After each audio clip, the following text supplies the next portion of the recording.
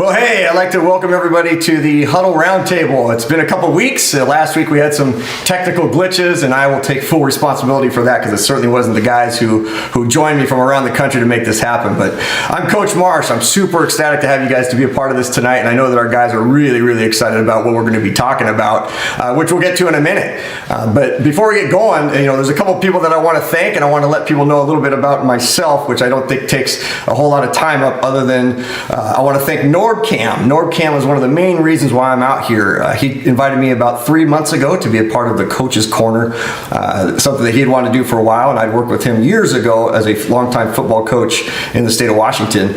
And so we started doing some really neat stuff. I was just having a blast. It took me back to some really fun times. And then he started coaching me up on some things to do and how to do video stuff and on YouTube and everything else. And I was like, man, this seems like a really neat thing. And all of a sudden it just evolved and got to the point where I thought, I think I want to give this thing a shot. All of a sudden, a couple of young people reached out to me, and next thing you know, here we are doing this live thing on YouTube. So really, really excited to do it. Really excited to have people be a part of it. Happy to have the moderators that are helping us and all these things. But again, it's really the young guests that I have on board and the others that have been helping me along the way that you see down below here. People like Steezy and DJ Squabo and Brian Abker and Seahawks Martin, and Quantum Productions, which you'll see in the middle, is actually Norb from Norbcam and his buddy Mike Lorraine. They were the guys who originally created some of the content that you'll see a little bit down the road. You'll see a little bit snippets tonight, but down the road in some opens and some closes, you'll see some of the work that they've done. So they're not paying me to say anything about them. They're just great friends who work exceptionally hard. So, what is this concept of being in the huddle, and who am I to say that I should be the one who's talking about it? Well, I spent close to 25 years coaching high school football, had a chance to go to the college ranks, chose not to do it because I just felt like the age bracket that I could make a difference was at the high school level. And early on, when I got my first ever contract, my boss, he passed the contract across to me, and before he would let me take it and sign it, he said, I got to ask you a question.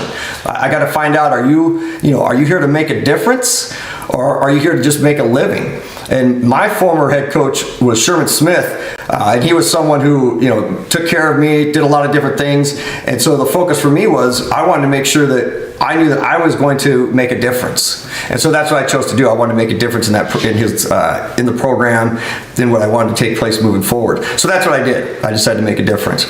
So then fast forward about 25 years, and I'd had a really fun career, but I had a bad illness that took me out of it for quite some time. And there'll be a book that comes out with regards to that, so I'm not going to jump in that now. But it put me in a position where I was out of the game, getting pretty depressed and lonely, and then also in the pandemic. But I had such a fun time that I needed to find a way back in, and I did. I found it through doing this. So why the roundtable? Why do we call it the huddle? Well, there's one main reason why. When I play quarterback, and as I've coached quarterbacks over the years, there's four main things that I find that takes place in the huddle. And it can be from a quarterback, from a center, from anybody. And the four things are this: you encourage, you challenge, you warn, and you instruct. You encourage, you challenge, you warn, and you instruct. And when you do those four things, that is what really leads to transformation.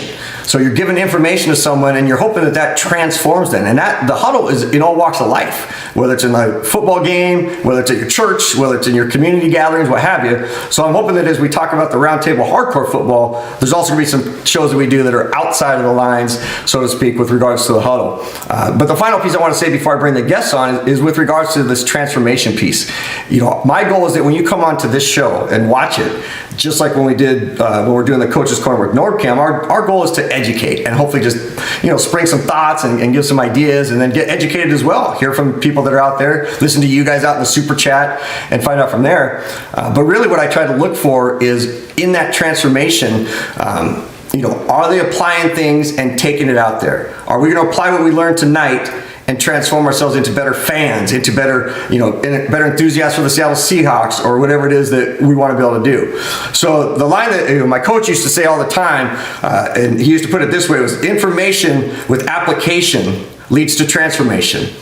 But information without application leads to insubordination. And for you younger people out there, that means you're not paying attention to what your boss is, or you're going against the grain. And I think we're starting to sense a little bit of that. How he would reverse flip that, though, is he would say transformation is the indication of the application of the information. I'll say it one more time. Transformation is the indication of the application of the information. So that's why I'm going to bring on these 4 guys tonight, because I think that they've got some things, some definite hardcore information that's going to help you transform yourself into better fans, and definitely transform yourself into better understanding of what restricted and unrestricted free agents mean. So with that, let's bring in the crew. There they are, guys. How are you? I'm good. What's up? What's going on, everyone? We doing well out there? Well, I tell you what, I'm excited to have you guys on board. I'm going to start up there in the far left, and we got Nick. I make the Labow, and he's got a lot of different nicknames, but the real nickname that I've given him, and I got to say this, man, I've called him the Cowboy, and I haven't called him this publicly yet, and I haven't said it even to the other guys on the roundtable here. But the reason I call him the Cowboy is because that was a nickname that I gave to all my quarterbacks, and that's not to say that all these other guys aren't quarterback types, but Nick Labow, as you get to hear him and listen to him and see the different things he does, man, he carries those extra qualities and those extra traits that aren't coachable, right? Things that you see it in some young person, you go, man, like, that's the guy. Like, I've got a guy. You always want to walk through life and go, I've got a guy. Well, all 4 of these are kind of like, I've got a guy guys, but Nick Labow is the cowboy. When everybody's nervous, stressed out, man, keep an eye on Nick Labow, because he's just calm and relaxed. These guys, Chef Jack Attack, you'll be jumping at things, and Sky Aviation will be flying down, and you're going to see rain coming over things with the thunder and lightning, and Nick Labow is just going to sit there, and just sit there like a cowboy in a Western. And while everybody's freaking out, he's like, I got the answer. And then, boom, he lets it go. Nick Labow, tell us about yourself. Yeah, my name is Labow. Seattle Seahawk. First off, thank you, Coach, for the words at the beginning. And, that's mentioned. I'd highly appreciate it if you would check it out. Yeah, so that channel, again, is Nick Labow, so they can hear it out of your mouth. Yeah, and obviously I can see it and read it, but I want these guys to be able to be strong with what they're saying and how they present themselves. And I'll be honest, I mean, shoot, I'm not a television guy. I was a high school football coach for years, but I happen to have great mentors in terms of Sherman Smith, who's in the NFL as a coach for a long time, and these other things. But I get nervous, so I'm turning to these guys when it comes to getting ready for this show. When we had an issue last week, and I felt bad. I felt like I let these guys down because they're working so hard. So Nick, really glad to have you here. To his left, but our right, is Dylan, also known as Rain. You can see up in the upper right-hand corner. He likes to go by Rain. That's Rxin. A little specialty there. So Rain, why don't you give us a little bit about yourself? Thank you guys, Coach Martin. My name is Dylan. I got a YouTube channel coming up soon, but that's already up there. I'm pretty sure it's in the description. If not, just look up Rxin and show you where to find it. I got a video hopefully coming out Tuesday. A little bit of technical difficulties as well. Seattle Sports Talk, go watch that stuff. It's pretty good. Hey man, absolutely. And I think what's great about Rain, he was the first guy that came and connected with me while I was doing some Norbcam stuff, and he reached out to me, and I'm going to share this story quite a bit each time we do this show, probably for a while and stuff, because I just think it's such a neat thing that a young man would reach out to someone that he doesn't even know, and understand these guys are from all around the country. It's not just local guys. They're from all over the place, everywhere. And all of a sudden, Rain calls me from the state of Virginia. And I'm not going to give away the cities these guys are in, but I think we're safe with the states that they're in. And he calls me up and says, hey, I would love to meet with you and talk with you. So I get on the Zoom call with this guy. And all of a sudden, the screen comes on, and here's this young man with a sports coat on, sitting up nice and straight. I'm like, man, who's this 18-year-old, 20-year-old young man that's going to talk to me? I'm not going to tell you what his age is, but I can tell you he's not 18 or 20 years old, but he's as mature as they come. So Rain, man, super excited to have you be a part of the program. And you're the president, right? I refer to you as the president offline because you kind of, man, you dictate a lot of policy. You help with the Discord. You got that started for us, and then Nick and others, have come in and helped out. But just really appreciate you. To his lower left, or to his right, my lower left, is Sky High Aviation.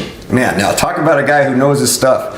I've had multiple people that have come to me after seeing him on both Norbcam and seeing him the first time on our show, where he came on, and man, he just lit it up with his articulation of different topics. So, Sky High Aviation, why don't you give us a little bit about yourself?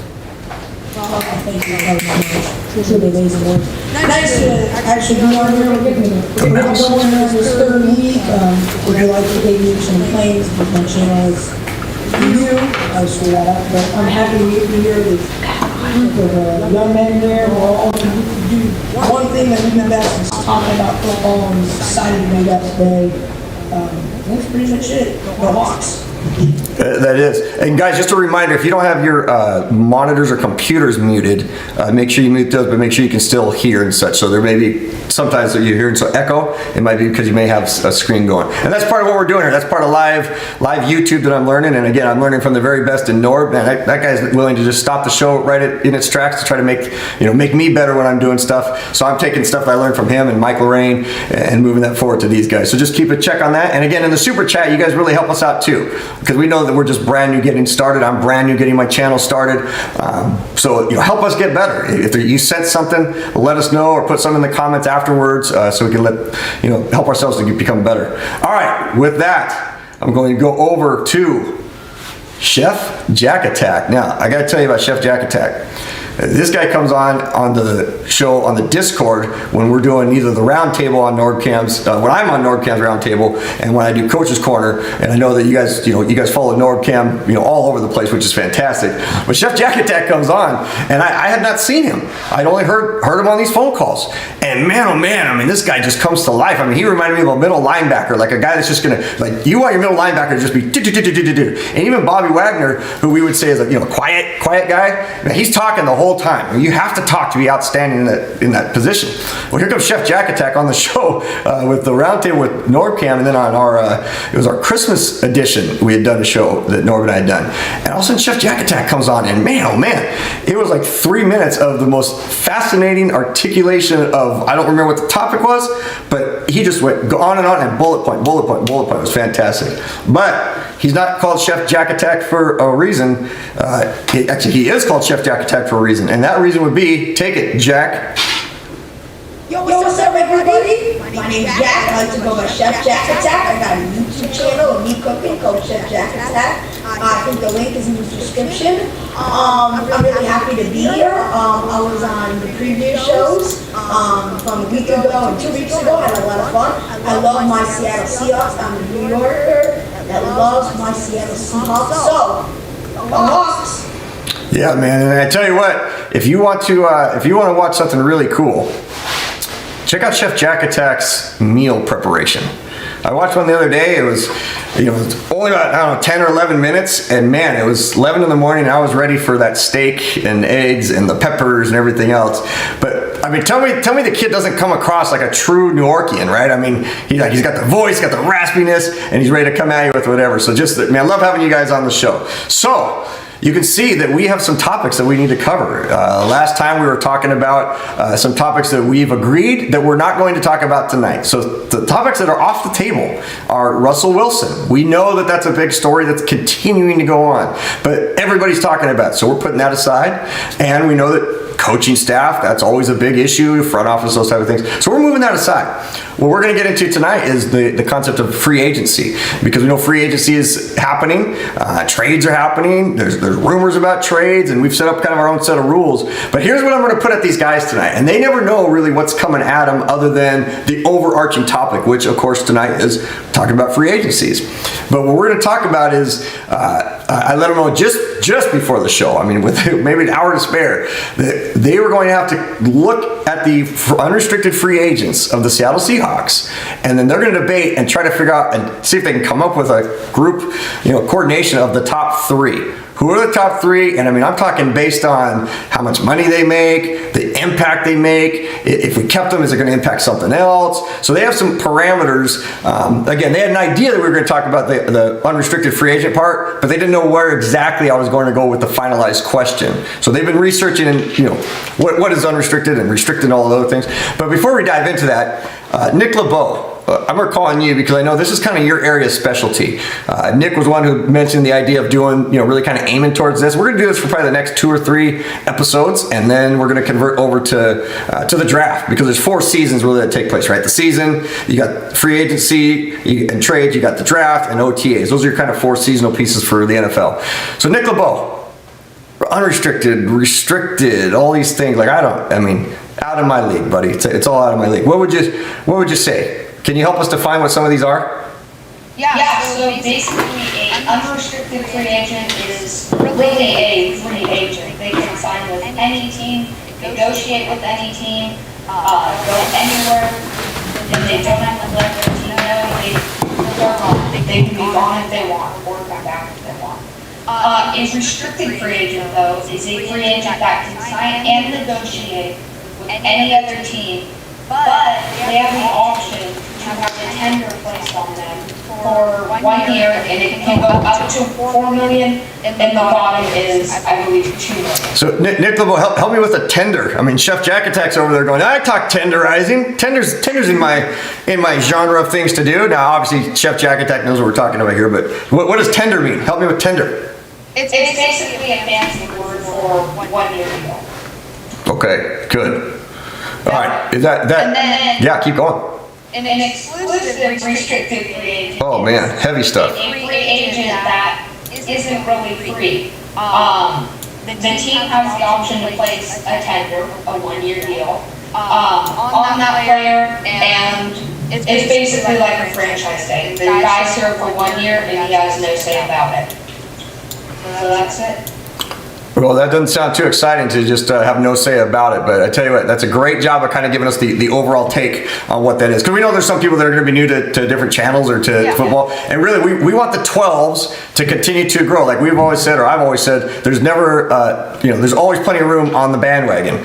So when I had my program, when I was running it, we were averaging close to 3,000 fans at most of our games. It was awesome. It was off the charts. But it's because we did things a certain way. We created a culture, and we wanted people to be a part of it, and we didn't shy people away. Like we wanted them to be a part of what we were doing. Well, same thing here in Seattle, right? Like we feel like everybody should be a 12 because they're the greatest fans in the world, and we've seen it, we know it, and all those type of things. But so there's a reason why I wanted Nick, why I asked him to give the definition. I could have chosen any of these guys to do it. So with that, we're going to start with trades. We're going to keep the trades and the rumors pieces a little bit more brief, and then we'll get into the keys of the Seahawks piece. But we have to hit on a couple things out there. So with regards to trades, anybody have a thought on any of the main trades, big key trades that are going on out there? And we got some things in the scroll down below as well in the ticker. You can see some stuff. Yeah, go for it. So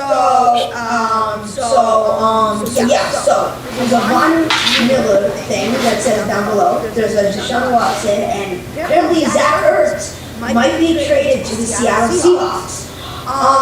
And I have an opinion on this. And I think Zach Ertz, a great tight end. He's a little bit older, but he's a good tight end. Okay, he was good on the Phillies, and he's still on the Phillies. But if he goes to Seattle, I mean. Yeah, so you're saying he's good. He's good on Philly, because if you say the Phillies, people are going to get a little confused and go, well, is he a baseball player too? Yeah, exactly. He's good on the Eagles, so he should be good on the Seahawks. They're both birds. And I think he will be good. He's better than Will Disley and better than Jacob Hollister, even though I really like Jacob Hollister and Will Disley I like.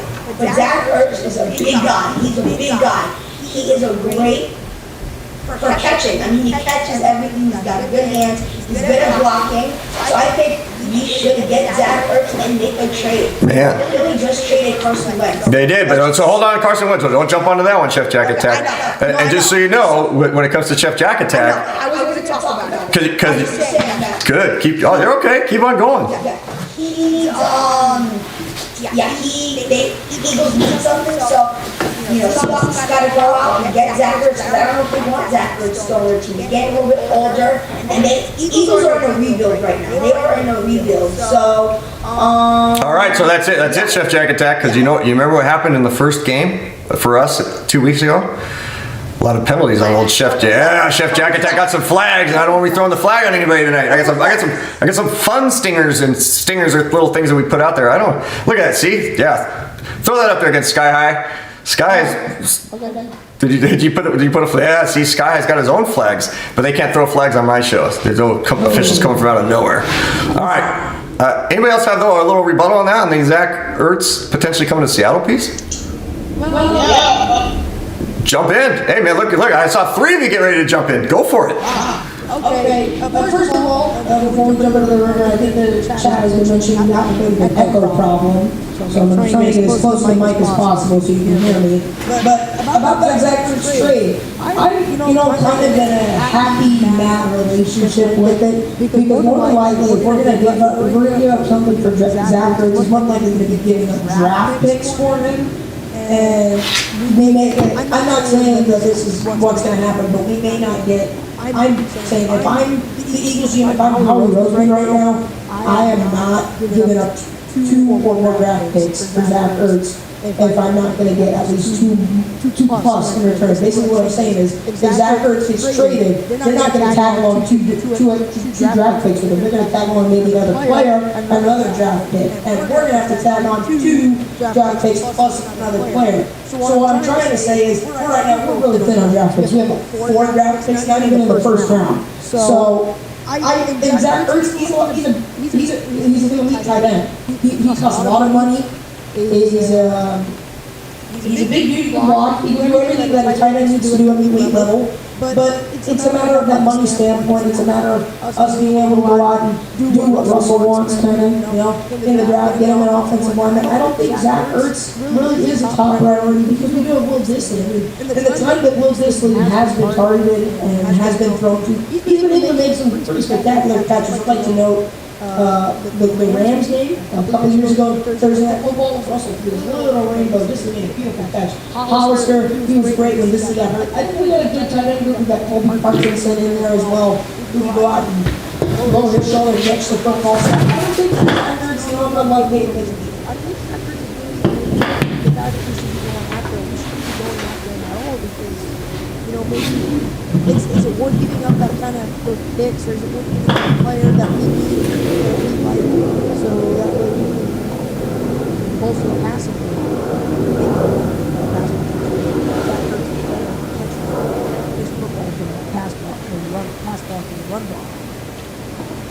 Man, that's a great answer. Great answer. Yeah, go for it.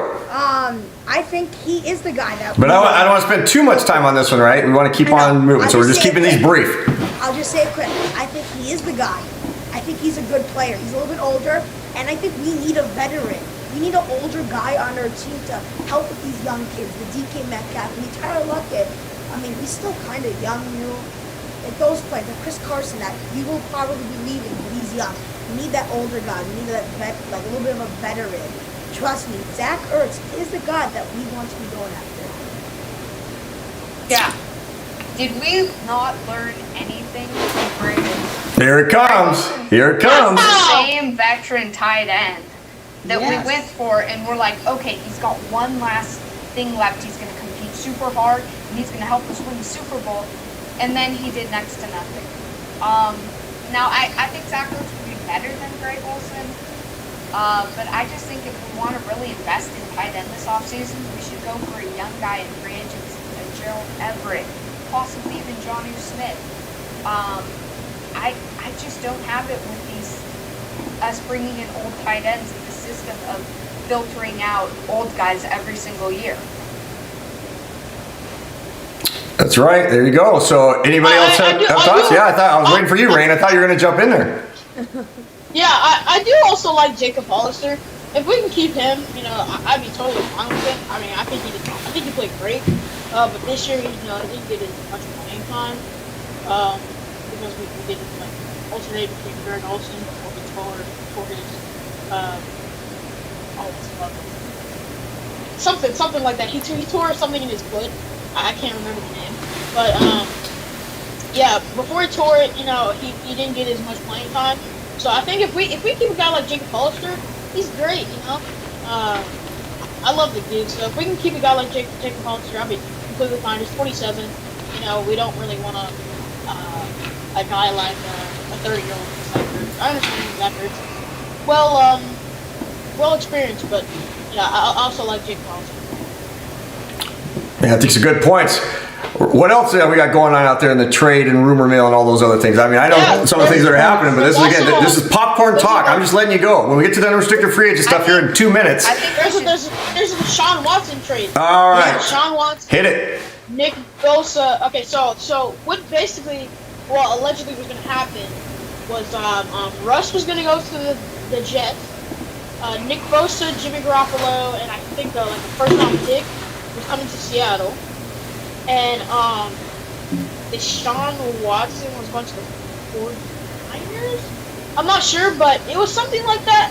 And I honestly, you know, as much as you guys are gonna hate me for this, I wouldn't mind it. I honestly, Russ could go. I mean, if we're getting a young Nick Bosa, and then we can probably most likely trade Jimmy Garoppolo and just go get a guy. Probably not gonna happen, but we can get a guy like Jalen Hurts. We can get a guy. Yo, relax, chill. Hold on, we can get a guy like Russell Wilson. That dude is so young. Yeah. Let him finish his thought. He's got a good thought. Let him finish his thought. Finish, Randy. You have about 10 seconds to put an exclamation on your thought. He's the next Russell Wilson. If we can get a guy like Jalen Hurts, Yeah, I tell you what, Rain, what's funny is that, and I know I'm not on the screen here for a second, what's so funny is that a couple of weeks ago, or a week or so ago, when I said that, man, oh man, I got ripped apart. The old Norbcam's super chat was like, oh, you're an idiot, we can't even Russell and all of that. And then now fast forward like 7 to 10 days, and everybody's like, man, sounds like that maybe this could be a legit thing. And people out there are saying, hey, but again, we're keeping Russ. I want to keep Russ out of the conversation tonight. So quick on the Watson one, because here's the thing, we've heard about Watson now for quite some time. So I don't want to get too bogged down on the Watson thing. So I'll let you have a few more little comments on that one, and then we'll hit on something else. So go ahead. Watson will be really good for 49ers. I'll say this though, Nick, can I say something really quickly here? He would be good for the 49ers. Now, he's in a tough division with Matthew Stafford and Kyler Murray and the GOAT of that division, Russell Wilson. So he's going to have competition, but a good young coach in Kyle Shanahan. George Kittle, a good defense, Fred Warner, Nick Bosa is his name, I'm pretty sure, the young one. It's a good team on paper. They are the best team in our division. I'm gonna say it. Even for that, they had a bad year because they got hurt. They got destroyed by the Jets for injuries. And the Giants. Everybody got hurt because of those guys. New York were tough, and they got hurt. They couldn't handle it. So on paper, they are the best team, but they got hurt. So if Deshaun Watson goes to that team, he's young. He's in a better organization. A team that knows how to win, not a team that doesn't know how to win, because let's be real, tap teams don't know how to win. But 49ers can be very good for. Man, any other thoughts outside of Watson? Let's move to a little different component than Watson here. Well, I did want to mention a trade involving it was involving Von Miller. I know he is. Wait, he is a free agent, right? Yeah, he is. He's in the rumor He's in the rumor category. He's definitely in the rumor category. Yeah, like it was a tagging trade, and they're thinking about. And I know, I was hearing something. Von Miller is going to go to the Giants, and that's what I did hearing. And I think for New York, that'd be a great fit. Like, think about it. New York, they have a pretty good defense. They owned us. In Seattle, they put a stop to let Russ cook right there. That's when we thought, season was over. So New York, they've got a pretty good defense. They've got a pretty good young defensive line. I heard something crazy over Twitter from one of the NFL experts saying Von Miller could go to the Giants, and that's a fit that I would actually like to see. That's a fit I'd tune in on an early game if the Seahawks weren't playing to watch Von Miller go play for the New York Football Giants, because the Giants, they have when Pete Carroll came to Seattle, kind of going to draw. But Joe Judge is doing, he's kind of doing what's similar to Pete Carroll. He's creating a culture. He's creating something that's brewing there. You can tell, look at New York. They're not a terrible team, but there's something going on over there in New York. And kind of with the Rockets, can you smell what they're cooking, right? And you can smell what Chef Jack Attack's cooking at times. You can smell what the Rock's cooking. I can smell what New York. Great reference. Great reference. Man, Chef Jack Attack ties you into the Rock. I like that. Sky High. Tied him in. So, I can smell what New York's cooking. And if they get Von Miller, I'm starting to taste what they're cooking. I'm starting to taste playoffs. I'm starting to taste Daniel Jones getting that, hey, I got a defense that's behind me. Now I can go out and get some offensive weapons in the draft. I can go out and, sign some guys in free agency. Keep on talking, man, because this is what's happening. You're scooping and scoring. He's scooping and scoring, everybody. Keep on going, baby. Think about Von Miller. Von Miller's a core guy. He's a leader. He's that big dude that You know, everybody wants to go to Seattle because Russell Wilson's there, because Pete Carroll's there, because they build a culture of winning. What if Von Miller goes there right at the start of free agency? Who else is there? J.J. Watt. Let's just say J.J. Watt. Let's just say Allen Robinson. Let's just say some of these receivers. They say, oh, Von Miller's there. I want to go there. I want to go there. Tell their agent to call him up. Tell him I want to go there. Tell him I want to be there on a 4-year deal. Tell him I want to go. Last 10 seconds. You got to wrap it up. Last 10 seconds. If Von Miller goes to the Giants, everything implodes. Not implodes, but implodes in a good way to the Giants. And that could turn him into serious contendership. I'll tell you. Yeah. Hey, so hold on, guys, before you get your thoughts, and then our last thing is going to be Carson Wentz. Just a quick thing on that, and then we're going to move over. But I gotta mention a couple things in the super chat. First off, yes, Elena Dahl, I hear you. It is funny when people talk about people in their age and how especially when you guys are saying, hey, he's old. This guy's old at 30, 31, whatever. For people like Elena Dahl, or especially for someone like me, I mean, I tell you guys all the time, I try to be the hippest grandpa in America, which I aim to be, right? I want to be the hippest grandpa in America, but I am a grandpa, right? So that means I'm not going to tell you what my age is, but I'm up there way. So 30 passed me by, a few miles back. But it's you guys that are keeping me young. So I just think it's funny when guys are saying, hey, he's old over the hill. Man, oh man, what I'd give to just be running around as a 30-year-old again. So I hear you on that, Elena. Other things in the super chat. We know that we're getting some noise. Sky High, I know you've moved into a new office location. So here's what's cool about Sky High. So even though there may be a little bit of audio things, because once we see the first thing on audio, we're working on it, getting it fixed. You may not get it fixed in time for this because you move into different rooms. You got different things on the floor. You have hardwood. You're trying to make it all work. But he did get to upgrade his world into an office. So to me, hey, if you got an Echo, so be it, because you're in an office, dude. So that's very, very cool. You kind of went from like JV level to the varsity level when it comes to your setup. Good stuff. But next time I come to you, Sky High, you can maybe put yourself in a different locale, and I think you know what I'm talking about. But just wait till I go to a singular person on this one. And finally, I know there's some people, and I'm just going to jump out there and say this, because this is the type of coach I was.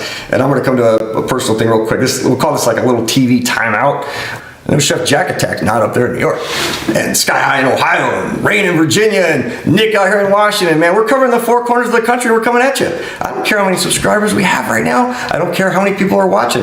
I want people to watch you guys. So, all right. With that, let's talk again about some football. And we're going to bypass Carson Wentz, because that's old news too. Let's go unrestricted free agent Seattle Seahawks. How are you guys going to come about getting to your top 3? Because there's about 7 or 8 dudes, man. There's about 7 or 8 dudes. Now, here's the thing.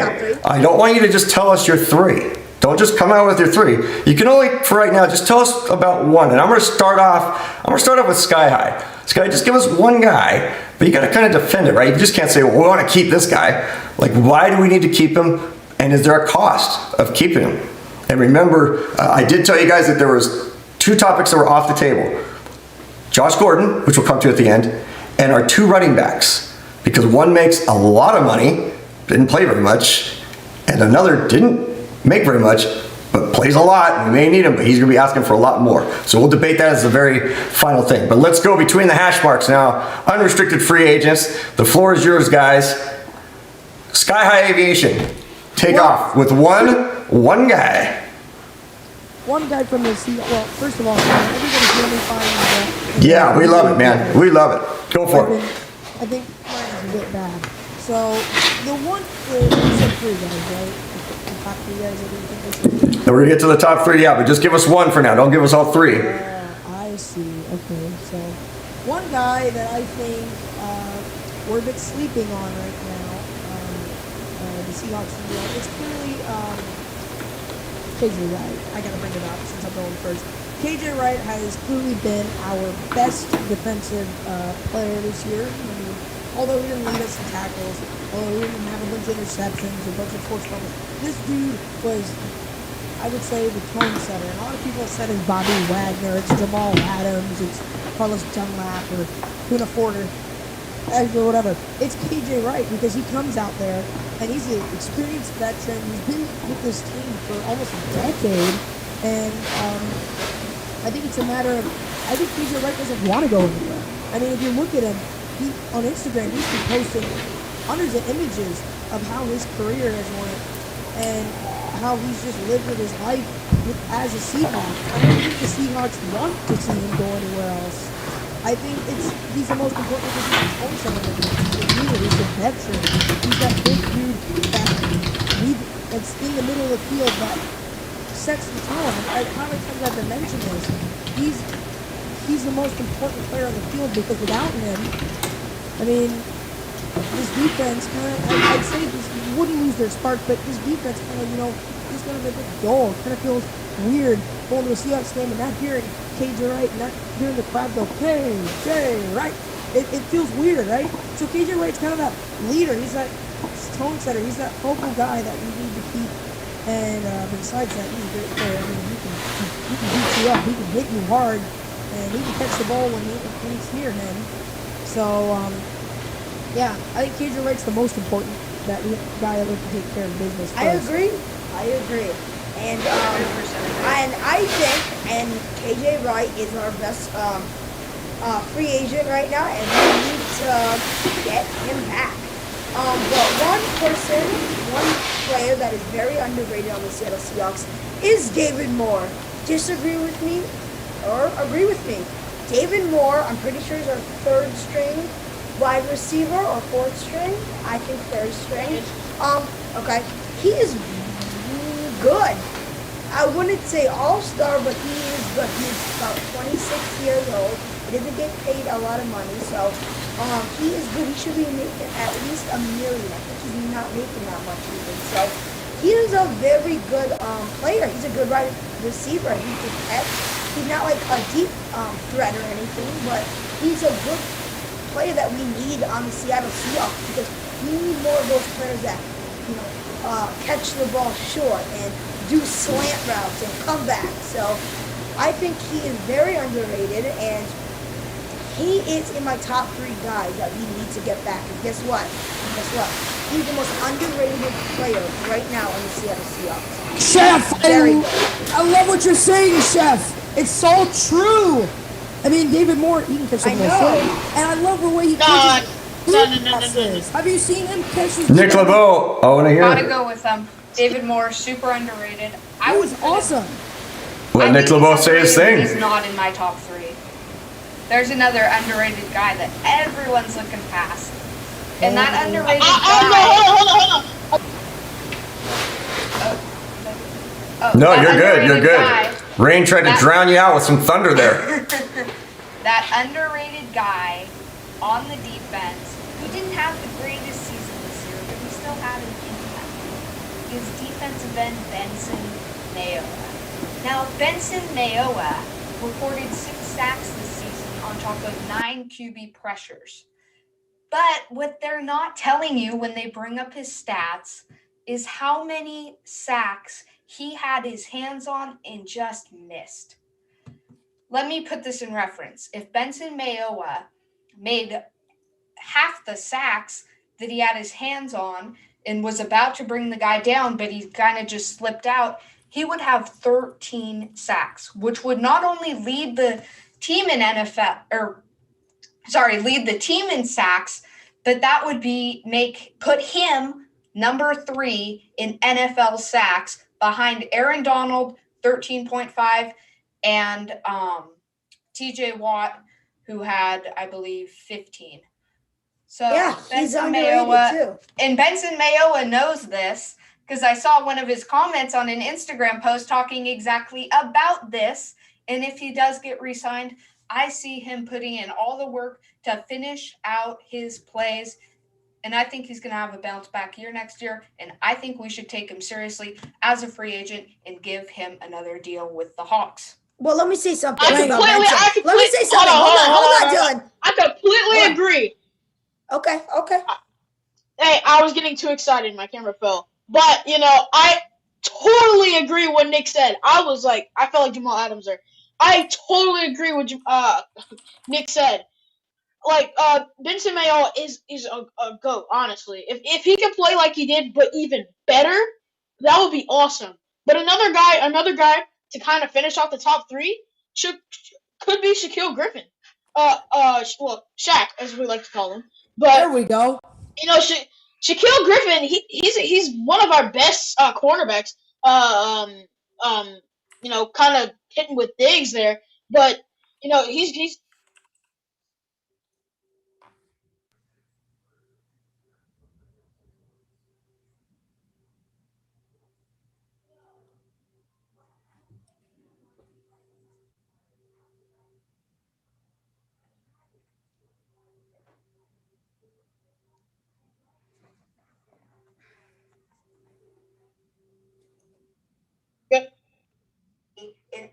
Yeah, we good now? We good now? Okay. But yeah, I think he's a one of the top three in the little conversation that we're having right now.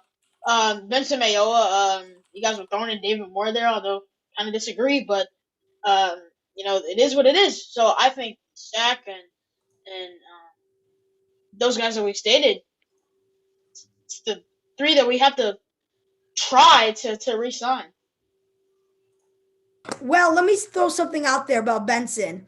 So you said he would have had 13 sacks, right? If he would have sacked the guy. Yep. But guess what? He didn't sack the guy. Shoulda, woulda, coulda. What if he did it? So you can say he shoulda, but guess what? He didn't. It's like the Seahawks should have won the Super Bowl 49. They should have ran it. But guess what? They didn't. Benson didn't get those sacks. That's the honest truth. Too many what ifs. Benson needs to capitalize on that. Do you understand what I'm trying to say? And that's a very good point and a very true point. I know it's a good point. That's why I'm saying it. And you make a good point about him being very underrated. He is very underrated, maybe even more underrated than David Moore. And you're right. And you are very right about that. But he didn't get those sacks. That's the honest truth. So. He did. He didn't.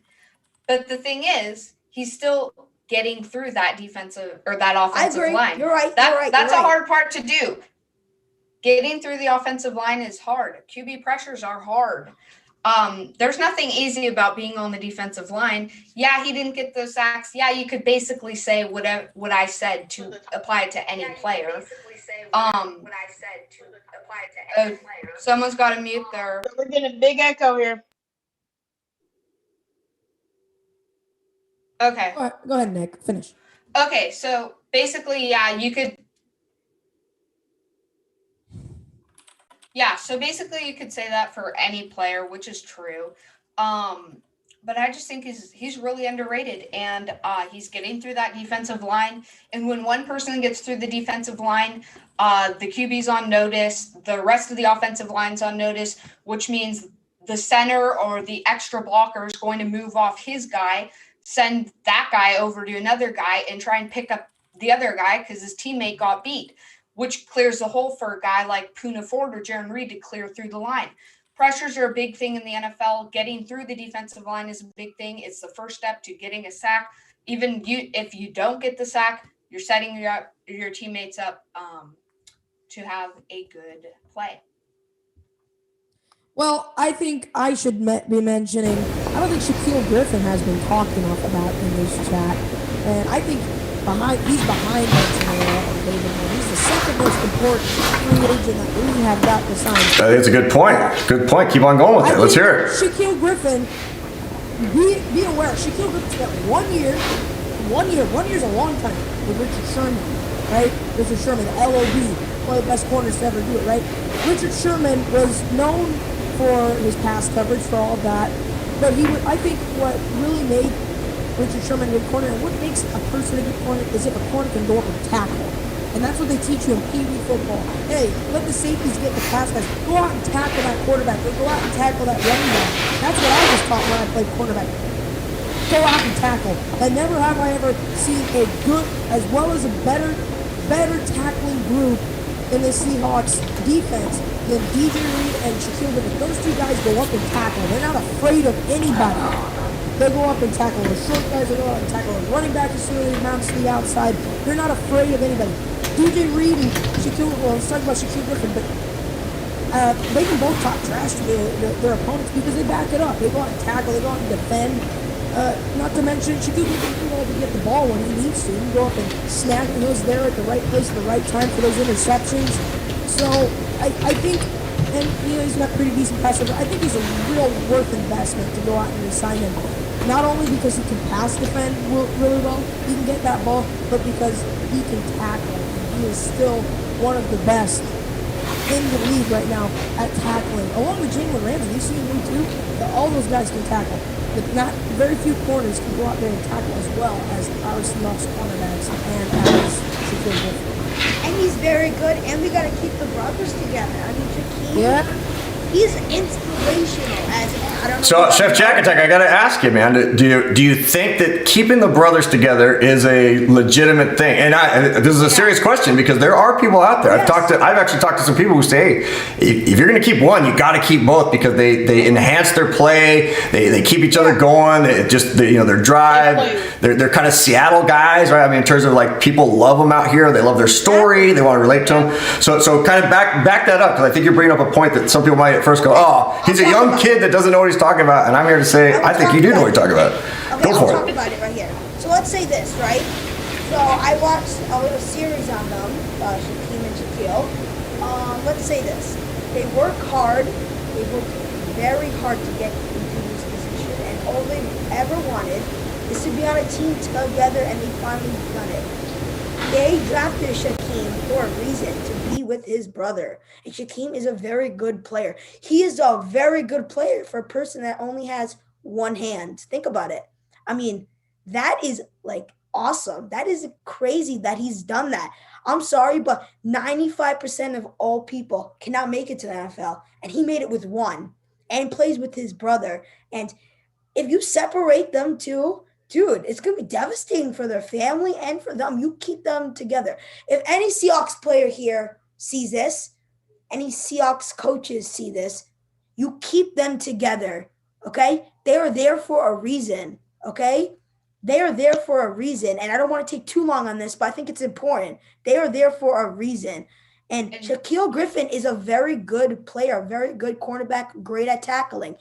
And you have his brother cheering him on. His brother, Shaquem Griffin, is very strong. You have his brother cheering him on. So I think there is a mental game with that helps them perform better. So you keep them together. And Shaquille Griffin, by the way, very underrated and a very good player. Good thing about that, Jack, is they're both free agents this year. So if Shaquille goes somewhere else, please don't. Shaquem can follow him. I think we should definitely keep both. Shaquille is actually on my list. He's on as my number 2 behind KJ Wright and above Benson Mayowa.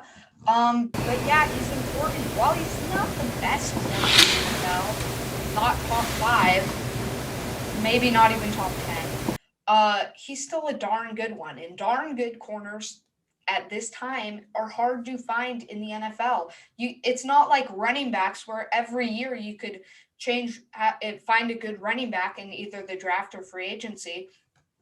They're hard, they're rare, and I think we got a good one in Seattle who, like you said, likes Seattle, and we got to keep him there. And also, we get a combo player in his brother. That's some good knowledge there, guys. So have we narrowed it down to 4, maybe 4? Have we got it down to 3? I mean, you guys have some battles. One guy we haven't really talked about is Quandre Diggs. Whoa, okay, there you go. I mentioned him when I was talking about Shaquille, but Quandre Diggs, he had a lot of pretty good picks this season. The picks he had around like 6 or 5. That's good for a safety, and considering Jamal Adams, more like the pass rusher. But if he can sit back there next season and just do what Quandre Diggs is doing, this defense could skyrocket to like the second best defense in the game. So if we can keep Quandre Diggs as well, he's a great momentum booster along with DJ Reed. DJ Reed was playing corner this season, played pretty well. And then we got Shaquem. That's already 3.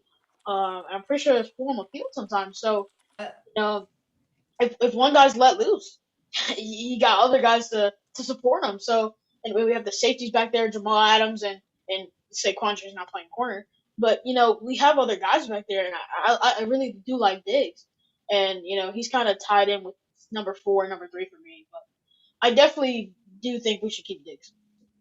Well, lucky for you, Diggs is under contract for, I believe, 2 more years. Hooray! Yeah.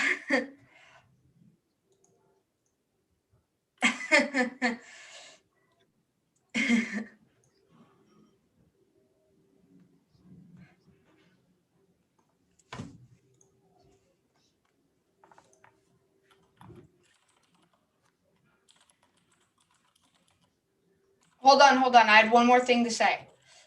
Another guy that we aren't bringing up, and he's not a player, but a guy we need to resign is defensive coordinator Ken Norton Jr. Because I don't know if many people know this, but he's not on the team right now. He's a free agent, and he's an unrestricted one too. But no, our defense really really turned around in the second half. All our guys kind of clicked. They were playing well with each other. And yeah, I think we need to keep Ken Norton Jr. as defensive coordinator because he knows the guys now. He's familiar with them. He knows their strengths and weaknesses. And if we want to go to the Super Bowl next year, I think we've got to keep him around. Well, it's pretty good stuff, man. Nick, you're coming back with some good comments there. And like I said, if there was going to be a general manager change, I think Nick Labow would be the guy, but I think that all four of you would be able to jump on with it. We've talked a lot of defense, even though we've hit a little bit on some of the other guys, but it's been pretty heavy defense for the most part. We've got a running back situation taking place. And again, I'm going to let you guys articulate it because it's easy for me to just sit here and be, the guy who spews all the knowledge and spews numbers and all those other things. But to me, what's so impressive is that even in our kind of pre-production stuff when we were talking about things, without getting into it too much, you could just tell that you guys know your stuff. I mean, you're paying attention to these things. But I am going to go right back to Nick because we've decided as a group that this is going to be Nick's focused evening to kind of lead the charge. So Nick, the two running backs, why don't you give the audience out there a little bit of the kind of what are we looking at? What's the narrative that's going on in the running back situation for the Seattle Seahawks? Well, our two top running backs, obviously, most of us know, there's Carson, the main guy, 7th round pick. Seahawks late round gem find 4 years ago now, which seems crazy how time flies. But he is now an unrestricted free agent and asking for I believe $8 million or over. I don't want to pay Chris Carson over $8 million. I don't really see running backs as that valuable. If you look at Dallas and Ezekiel Elliott, obviously Ezekiel way more. But that's kind of the prime example of why you don't pay running backs. Because if you guys don't know, Zeke had a phenomenal year, kind of held out. Jerry Jones finally caved in, paid him, and Zeke was non-existent this year, which you think wouldn't really happen since they had a backup quarterback most of the year. But no, I don't think we should pay Carson. And as for Carlos Hyde, he's in his 30s. I think we can definitely find a younger option in either Leonard Fournette, who we saw have a phenomenal playoff stretch and Super Bowl game. I'd love to get playoff Lenny in Seattle, or we could bring back a familiar face in Mike Davis, or actually we could bring back both. But no, I'd really like to see either of those guys paired up with our current running backs, DJ Dallas, Travis Homer, and Alex Collins. Really high on Collins, by the way. I'll say this. Well, Chef Jack, hold on just a second. I'm going to turn it over to you. Just so everybody's aware out there, I've actually got our good friend Norbcam co-producing behind the scenes as we're working on all these audio pieces. So if you don't hear from me for a little bit, it's because I'm muting myself and letting you guys go to task, which I would want to do anyway. But that's because I'm wanting you guys to just run the show while Norb and I are on the back end here collaborating back and forth. That's how much he loves you guys and supports us. The fact that he's on family time, that he's willing to connect in with me and help us fix the audio. So keep on going with it, and I'm going to convert back out of here. Can you guys hear me well on YouTube? Just want to make sure. Hi, hello. They're good with it. They'll let us know. Go for it. I got Norb working on it. You guys keep on talking. Hit it. Can I say something about Chris Carson right now? Yep, go for it. Okay, ready? So there's the thing with Chris Carson. Chris Carson is a better running back than Carlos Hyde. Chris Carson is not coming back. Okay, maybe. There's always what ifs. Maybe, but he's probably not coming back. So that's not me. That was not me. But he is not coming back. So I'd rather have a person that is coming back. I mean, maybe he's not, but honestly, I think Carlos Hyde had a very good year, and obviously he might not come back, but I think he is going to come back. Where else is he going to go? He's perfect for Seattle. And Carlos Hyde had a good year. He had a good year. He's a big muscular guy like Chris Carson, and honestly, I know it's not about if you like somebody or not, but I don't really like Chris Carson. I don't think he's. I don't love his attitude. Not saying he's got a bad attitude, but I don't love how he. I think he gets injured too much. I don't love how he plays. But you know, And that's legitimate. I think if you want to say that you don't like someone's attitude, I mean that's different than like we talk about Norbs all the time, right? Like not liking someone doesn't mean personally I don't like them. It just means I don't like how they play. I don't like their attitude. So keep going with it. Keep going with it. Yeah. So I think Carlos Hyde we should bring back, and I'm gonna get hate for that. Maybe some of you guys right now's heads like, what is this Chef Jack doing right now? But guess what? Carlos Hyde, I actually like Carlos Hyde, and guess what? This year, I'd rather have Carlos Hyde than Chris Carson. Carlos Hyde had a good year, so let's go with Carlos Hyde. He's a little bit older. He's a veteran. I'm with Here's you. the I'm with question, Better you. with the young guy. He's better than the young guy. Here's the question though.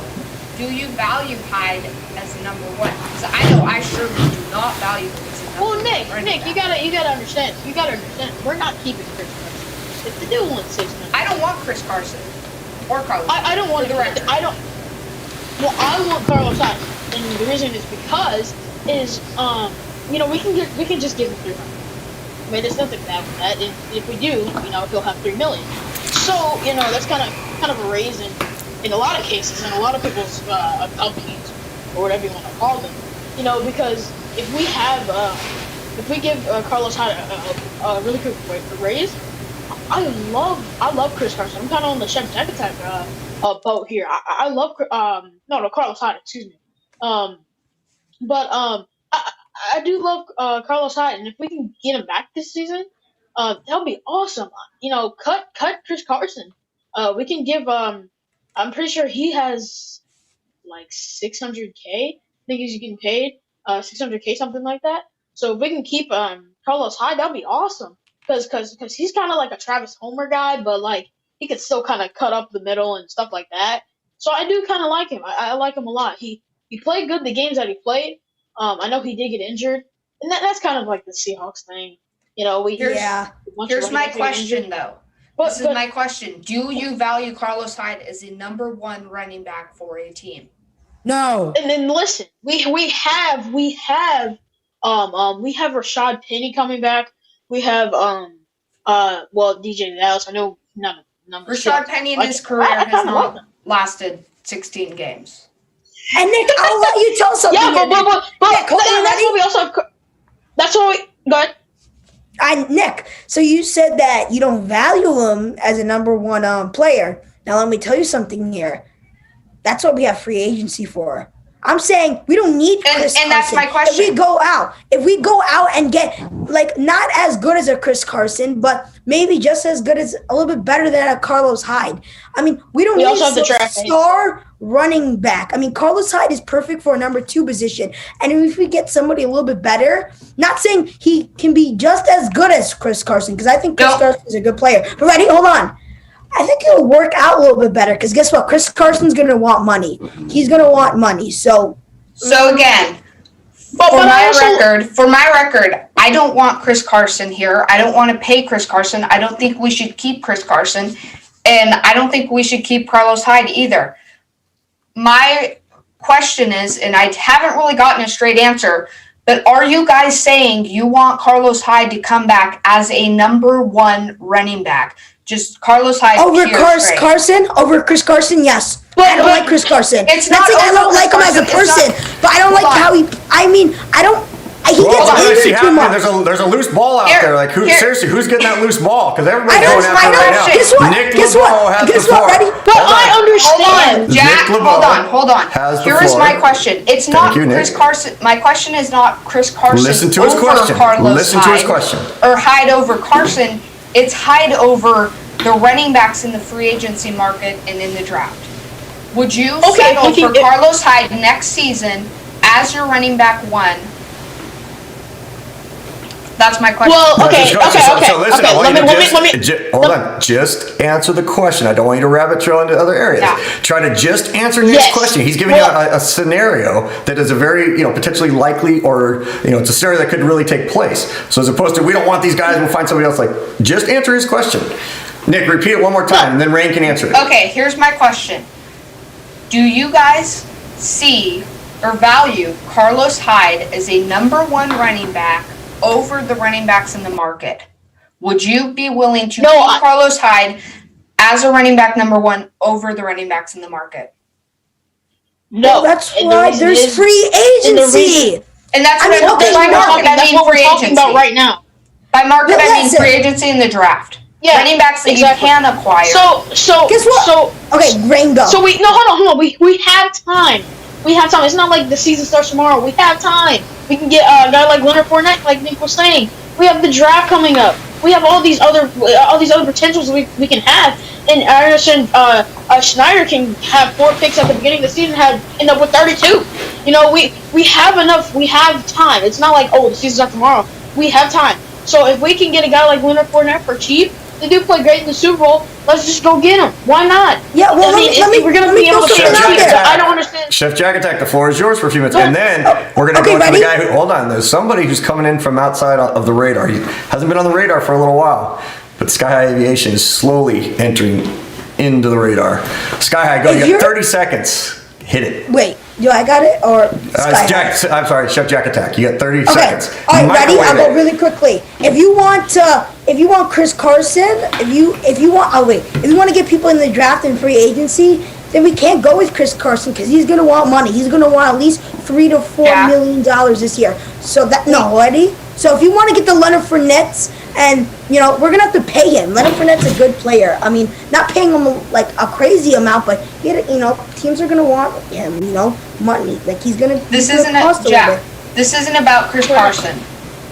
This is about Carlos Hyde comparing to the other running backs in the market. Leonard Fournette. Well, no, I'm Jones, Jamal Williams. I know. I'm not saying that he's as good as them, but for the team right now coming to free agency, well, we are in free agency, but Carlos Hyde's a better fit because we can't have two. And we can't have a guy, we can't have a star. If you want to go get a better player than Chris Carson, we can't have Chris Carson. And he's going to want money. So if you want to get the Leonard Fournette, exactly. And you're 100% right. But if you want to get I don't want to take too long here, Coach. Please don't give me a flag. I think I'm making a point. If you want to get the Leonard Fournette and stuff, I don't know if we need Chris Carson. No, we don't. So yeah, that's my official. Exactly. That's the whole point of us playing. Hey guys, when the quarterback comes to the line of scrimmage right here, and all of a sudden, the official looks at his watch like the countdown's going down, and I'm over there as a coach like, get the playoff, and how many times we watch Russell Wilson like, get the playoff. Sometimes you guys get going, and the officials over here going, they're going to run out of time. We're going to call you for delay of game because you're taking too long to get your point out. I'm just kidding you. You guys are doing such a great job. Sky High Aviation, you've been circling around.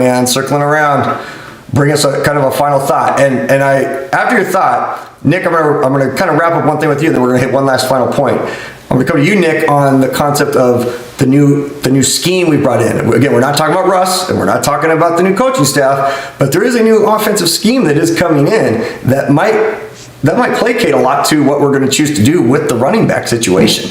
So I'm gonna come to you with that, but first, Sky High.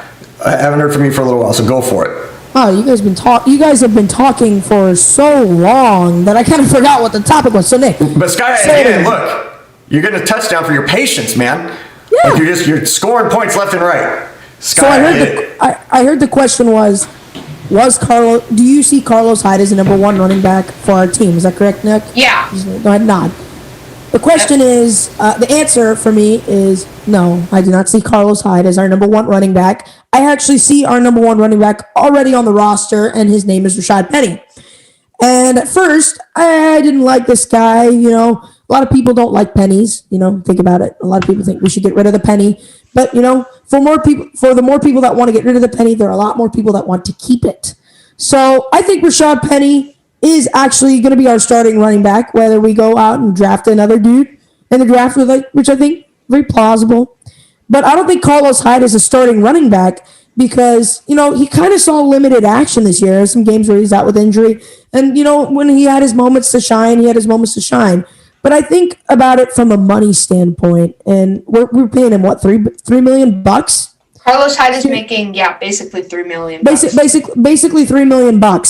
And so what I was kind of thinking about, maybe I'm in that point of process. Do we pay him or do we go out and get an offensive lineman? Do we resign KJ?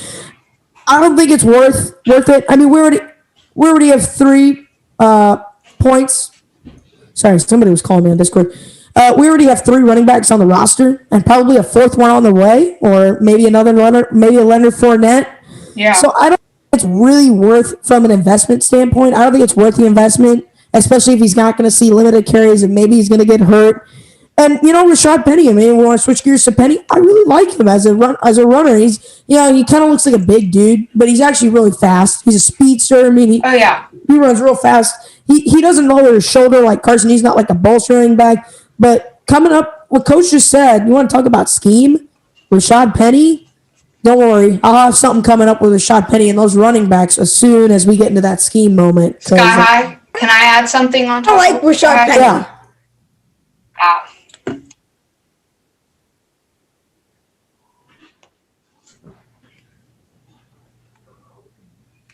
All right, so Sky High, I agree with you. I like the running backs on our roster. So many people are not talking about Alex Collins, man. And we can have that 1-2 punch of Penny running the stretch routes and the toss plays to the outside and boom, the speed and the jukes. And then we can have the Collins, I'm going to run you over and get to the end zone. We can have that combo. I think, and also draft a guy in like a later round, a 5th, a 6th, a 7th, like we did with Carson. If you remember Carson's first year, we had a lot of running backs on the roster. They weren't necessarily productive. We had Eddie Lacy, who averaged about 1 yard per carry, and Thomas Rawls, who did next to nothing, and CJ Procise, who couldn't play a snap, and then Carson ended up getting injured. But no, yeah, we don't have to go out in free agency and sign Playoff Lenny. I'd like to get him, but I would be totally fine with riding with the guys on our bench. Penny got that 1-2 punch, and then maybe throw in DJ Dallas a couple plays. The rookie running back. I see a lot of promise in him. So yeah, I think we're good. I forgot his name. I was gonna mention him. And I know I was, because I just completely forgot his name. I thought his name was like Collier. I think I was talking about our defensive line. But I love that guy. I've been talking about him for the past 3 shows somehow. He averaged, from what I saw, from at least 6 carries. 6 yards per carry. That dude was a complete beast, and he's pretty young. He's like, I'm pretty sure he's like 27, 26. He's pretty young, honestly, and he has 3 more years left. In 3 more years, a lot of people were indicating that Russ could be gone and stuff could be different. So I actually do like that. I love him. And can I throw something out there really quickly? Yeah. Guess who I don't love? And again, it's not like I don't hate the person. I have nothing against them. I don't like Rashad Penny.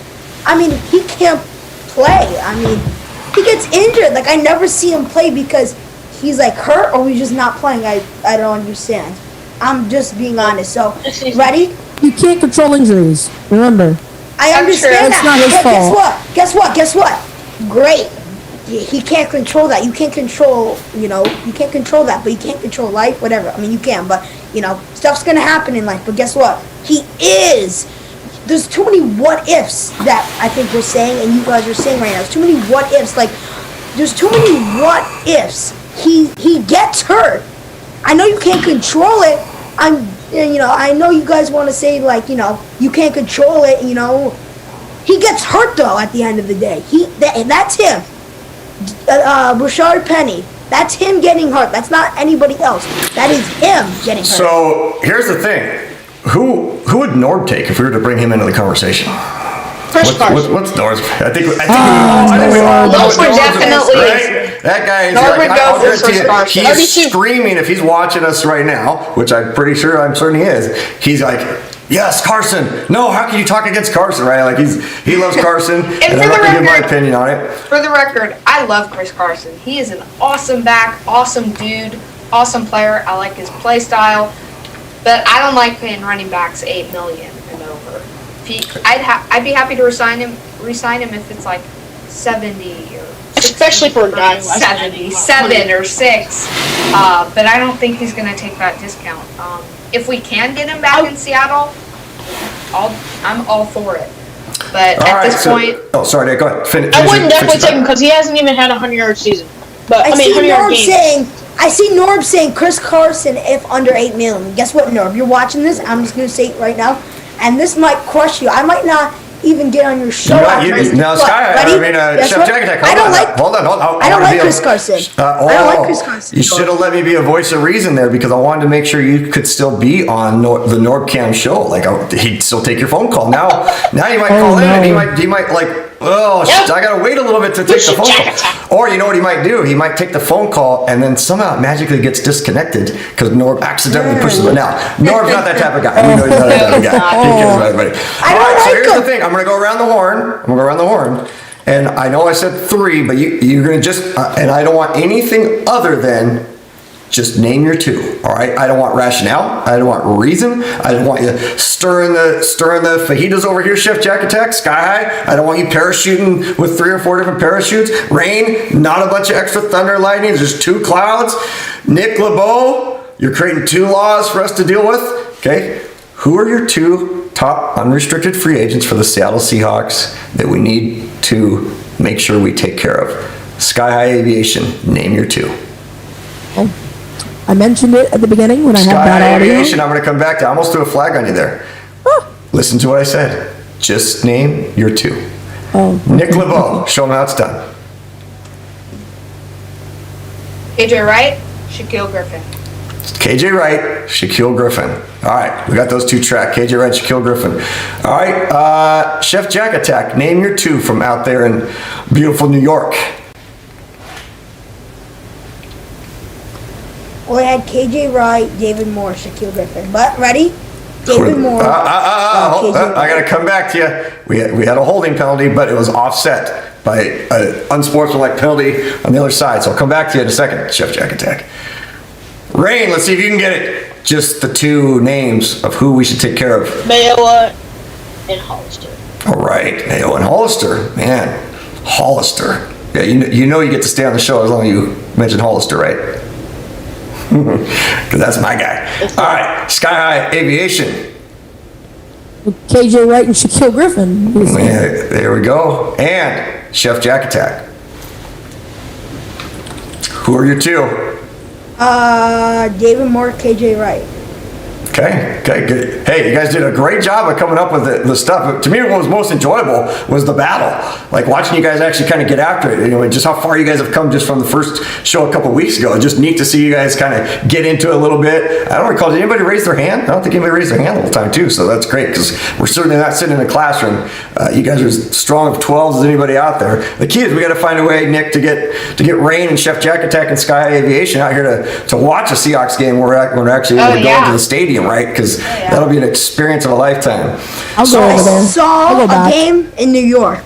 Versus the Jets. It's different when they come to your place. It's still neat. It's great because you obviously want to see all those awesome players, and hopefully the guys that you wanted to be, signed with the team that are unrestricted free agents. Hopefully we'll sign them, and if they're not out there signing with somebody else. But it's going to be it's always really, really tough. But it's a fun game. It's a fun game to play, right? It's a fun off-season game to play to be able to do that. So with that, we're going to wrap it up before we leave the huddle. I'm gonna go around to each of you guys, and why don't you just tell us a little bit about how you want to wrap things up. If you got somebody you want to thank, if you want to tell them a little bit more about your show, I'll give you about 30 to 60 seconds. Are we talking about Carson Wentz? Nope, not gonna come back to Carson Wentz. We're just gonna move on and wrap her up because a lot of people have to move, and I know on the East Coast it's gonna be pretty late. Going to be pretty late for some guys. Not for you guys because you're not kids, but you're dudes. But there are some kids that need to go to bed that are watching out on the East Coast. So with that, Rain, give us a little wrap up of yourself and how are things going and where are you going moving forward. And I know you're dropping a video here in the next week or so, and you're excited about that. And you got your logo rocking and rolling. You got the price blinds, but you talk about it, man.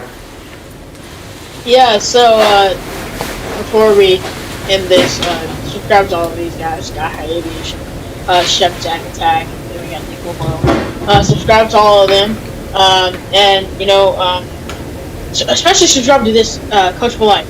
I also have my channel coming up soon. It's called Rxin. If you just look it up, Rxin. Should be And again, that's pretty, RXIN. RXIN. RXIN, Yeah, love it, man. Love it. Yep, and it should be just a, like right there, down right here, should have just an R. And you know, Tuesday I'm pretty sure we'll be premiering. We're supposed to premiere right after the show, but some technical difficulties. But yeah, subscribe to these guys. But lastly, thanks guys for coming out, and I know some of my family came out. Appreciate you guys. Go Hawks. Hey man, how could you not love a guy like that, right? I mean, like I said about all four of these guys, I mean, you want all these guys to be on your team, but man, what outstanding leaders you guys must be in your schools and communities and everything else, man. I get excited when people talk about the future and kids this, millennials this, blah blah blah. Hey man, you guys are like generation why not me, right? Like you guys are gonna make it happen. So Look let's at his background. Chewbacca. yeah. So let's come to my friend who's got a furry friend next to him, and I know when he's not talking to Chewbacca, and Norb's going crazy right now because he wants to be able to do all the stuff. So I'm going to take care of Norb by just helping him out with a little Sky Aviation. You are? Yes. Tell us. You will.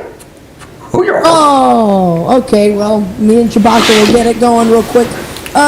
If you like, again, like I said at the beginning of the show, if you like aviation, my channel is for you.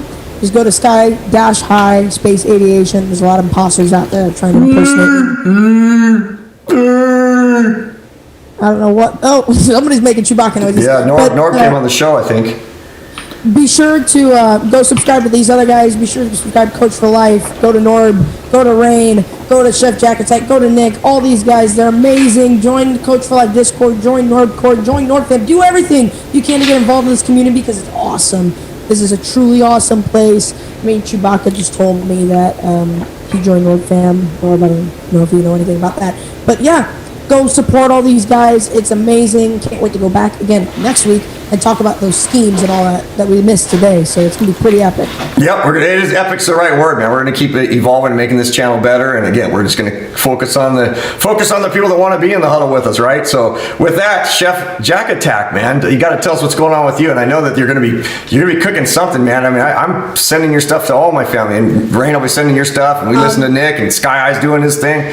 But man, when I'm hungry, I watch your stuff. So go for it. Well, first I want to shout out the Discord. I know Rain wants me to talk about it, or one of us to talk about it. Go to the Coach for Life Discord. It is a fun app. I like Discord. Not very good at it. I prefer text. If I'm being honest, I like text way more than Discord. But go check out Discord, Coach for Life. I like it. It's a lot of fun. Go to my channel, Chef Jack Attack. It is right down there. That is good recipes. There's some good recipes on there. It's a good YouTube channel. So Chef Jack Attack. Like and subscribe. Like to subscribe to Nick Labow, Seattle Sports Talk, Rain, Sky Aviation's channel, Coach for Life, Norbcam, DJ Squabo, Steezy, all those guys, Seahawks Martin. I mean, all those guys are great. Go subscribe to them. I have a lot of fun. I had a lot of fun. And I'm excited to do next week. Go Hawks. Hey man, it's fun having you on here, Chef Jack Attack. I love your energy, man. I love, even when I have to cut you off, I feel bad because I just want to let you just keep on going because I so just enjoy what you have to say and the way you come about doing it and the energy you bring to the program. All right, Nick Labow, man. I again appreciate all the stuff you do behind the scenes. You just come with, you're so prepared. The way everybody's doing their thing, but I just know that you do such a great job of sitting back, waiting, and then picking and punching the way you need to, to get your point across, man. It's very, very impressive what you do as the cowboy on the show here. So, Nick Labow, tell us what's going on in the land of Seattle Sports Talk and everything else for yourself. So I have a video coming out soon on my channel, Seattle Sports Talk. I'd really appreciate it if you subscribe, but I'd appreciate it even more if you spread the love to all these guys, Sky High Aviation. If you're into all that aviation and flying and checking out planes, he has awesome knowledge on all of that. Chef Jack Attack, if you want to see how to make a steak for Sunday Night Football, you can go check out his channel. And Rain, I know he just started his channel. I think he'll have some content out in the coming days, so be sure to go check him out. Join the Discord, link in description. Coach for Life Discord, we all worked very hard on that. And yeah. Also, don't forget, subscribe to Coach for Life so you can see more of us if you like the content. Also, thank you to everyone who came out and was respectful in the chat. Thank you to Elena Dahl for filtering out those non-respectful people from the chat. Thank you to Norbcam for all his help behind the scenes during the show. And yeah, go Hawks. Man, Yeah, I also want to throw in something. Sorry, Coach. Go for it. Go for it. I didn't mention it before. I always hate, every time I do this, I never mention the Discord. But yeah, if you join the Discord, I'm pretty sure it's in the description. There's this new channel that we launched. It's called Coach's Crew. If you reach a certain level, you can have exclusive talks with Coach Marsh and talk with us on Zooms or whatever you want to do. I'm pretty sure it's in the links in the description. So if you want to go check it out, that'd be greatly appreciated.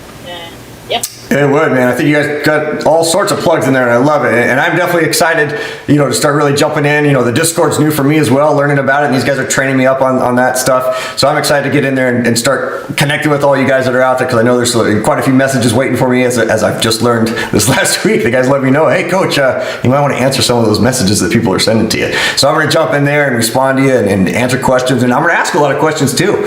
Find out what are the things you want to hear with regards to me on Norb's channel, or here with the Roundtable, if there's things you want to hear from them. And we actually there's a few others that are part of this group. It's not just these four. There's 3 others that are working with me, or they've been working with us since day one. So there's actually a crew of 7, but we've given these 4 kind of the initial start, as they were the first 4 that connected with me. But you're going to kind of see some change of pace with some of these guys, and based on the topics and stuff. So I'm excited to bring the other 3 on board as well. So with that, I'm going to say bye to these 4 before I say these final words. So to the 4 of you guys, man, just thanks for being a part of the show. Appreciate you guys being on. Love having you guys be doing what you're doing, and the fact that you're working so hard. So continue to work on, but make sure you stay on so I can talk with you right after. Okay. So You gotta get Norb in. Yeah, we'll take care of it. We will definitely get Norb in. I think we would love to have him as a guest for sure. So with that, here comes the end of another show. Excited to have finished this. It was a lot of fun. Talking about the beginning, us being in the huddle, what it takes. That transformation piece, right? When we take off, I want to make sure that people go out of the huddle and into their aspects of life, doing the things you need to do, right? That you've had some sort of transformation tonight, whether it was Chef Jack Attack coming, with his high energy, or Sky Aviation circling around and coming bringing his knowledge, or Rain thundering in with just that huge smile and the excitement and just that zest for life he has, or Nick Labow's just kind of strategic movement, of the way he approaches things. Man, we always take something when we're in these huddles, right? And then we try to take them out into the world, and hopefully we apply them and we transform them into something else. So I can't wait till we get to gather again. And as I like to say, I've said it many times, I've said it for years in clinics I spoke at, but definitely over the last few years, having gone through a bunch of the things I went through from just a human standpoint, some very scary times where family was around me, and you get stressed out and all those things. You really have to try to live your life one play at a time. So just remember that's the way we do it here on Coach for Life. We live life one play at a time. And with that, we'll see you next time in the huddle.